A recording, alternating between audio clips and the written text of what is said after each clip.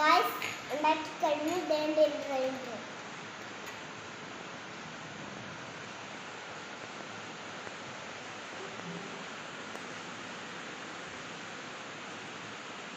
എല്ലാവർക്കും വീഡിയോ ഇഷ്ടപ്പെടും.